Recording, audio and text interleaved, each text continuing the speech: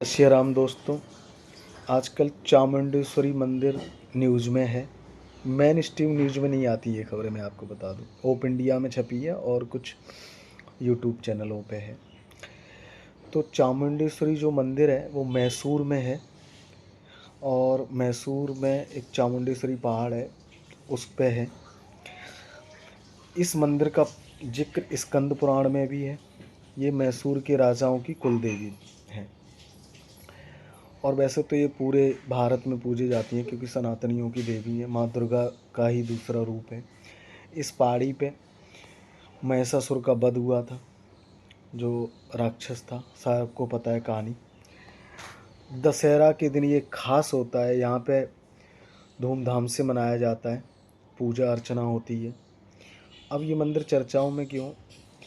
कर्नाटक में आपको पता है कि कांग्रेस की सरकार है, उसने एक फ़ैसला लिया है, कोई गैर हिंदू बानु मुश्ताक लेडीज़ हैं, वो दशहरे के दिन मंदिर में दीप प्रज्वलित करेगी। तो इसका विरोध कुछ हिंदूवादी संगठन और मंदिर की समिति ने किया। पहले तो कर्नाटक हाई कोर्ट गए तो उसने इस मामले को खारिज कर दिया। फिर यही मामला सुप्रीम कोर्ट आया तो सुप्रीम कोर्ट ने भी दो बेंचों की जज होती है। देखो, सुप्रीम कोर्ट में बेंचों का जज ज़रूर होता है। तो एक जज हैं विक्रम नाथ, दूसरे हैं संदीप मेहता।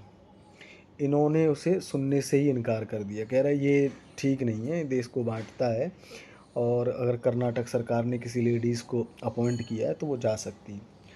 पहले तो मेरा सवाल सुप्रीम कोर्ट के जजों से है, जब सनातन विरुद्ध कानून कोई भी बनता है तो ये लोग खुल के साथ देते हैं। अभी वक्फ बोर्ड में कह रहे हैं 5 साल का प्रैक्टिशन होना चाहिए, कहीं भी कुछ हो तब इनकी अंतरात्मा नहीं होती तब।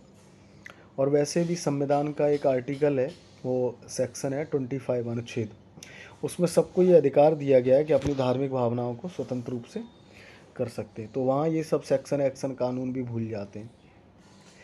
तो वहाँ इन्होंने कहा नहीं, ये मामला खारिज हो गया और वो लेडीज़ वहाँ जाएंगी जो वैसे तो ये है कि गैर हिंदू लेडीज़ को भी नहीं जाना चाहिए, क्योंकि उनके धर्म के अनुसार अगर वो किसी और धर्म की पूजा करती हैं तो वो अपने धर्म से निष्कासित कर दी जाती हैं, एज़ पर अकॉर्डिंग उनका धर्म।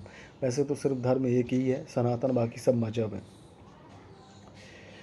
तो मैं तो कर्नाटक के हिंदुओं से ही कहूँगा, वो बस हिंदी भाषा और आपस में ही लड़ते रहते हैं, क्योंकि चामुंडेश्वरी माता सारे भारत में पूजी जाती हैं। और चाहे भाषा कितनी भी अलग हो, हिमालय से लेके और कटक तक जो भी सनातन को मानने वाला है वो हिंदू है। और आप ऐसी सरकारों को चुनते हो जो आपके धर्म का विरोध करती हैं, हनन करती हैं। और सुप्रीम कोर्ट के जजों की तो बात ही क्या की जाए। आप सोचो, वहाँ पे आपको न्याय नहीं मिलेगा किसी किसी चीज़ में। देखो, राम मंदिर का भी फैसला आया था, लोग खुश थे, लेकिन सबको पता है कि वो सारी चीज़ आपकी है, फिर भी उनको 5 एकड़ ज़मीन, मतलब उनको बुरा ना लग जाए, किसी और को बुरा ना लग जाए, उस हिसाब से फैसला होना चाहिए। तो यही हो रहा है। अब ये राहुल गांधी वगैरह कहाँ गए? इधर संविधान अब खतरे में नहीं है, हैं? तुम्हें कर्नाटक में सरकार है, अभी एक जगह का नाम बदलने की, वहाँ का एक मेट्रो स्टेशन का नाम बदल रहे थे। तो वहाँ के कर्नाटक में बड़े अच्छे अच्छे धर्मात्मा हैं, लिंग समुदाय है, जो संत हैं, वो सब कांग्रेस की सपोर्ट में, उन्होंने ही जितवाया था। अच्छा, सबसे बड़ी बात है वो दोनों जज भी हिंदू हैं, तो मेरे हिसाब से जज कभी अपने घर में पूजा अर्चना करवाएं तो किसी को भी बुला सकते हैं, जैसा उनकी क्या कह सकते हैं, वो मिलॉर्ड हैं। किसी दूसरे और किसी धर्म की बात आती है तो तुरंत याचिका की सुनवाई हो जाती है। यहाँ तो कितना दशहरा बहुत ख़ास है इस मंदिर के लिए। बाकी आप देख लो कि सुप्रीम कोर्ट कैसे कैसे न्याय करता है, और ये कर्नाटक की जनता को भी सोचना है, यहाँ के लोगों को भी सोचना है। जय श्री राम दोस्तों, थैंक यू सो मच।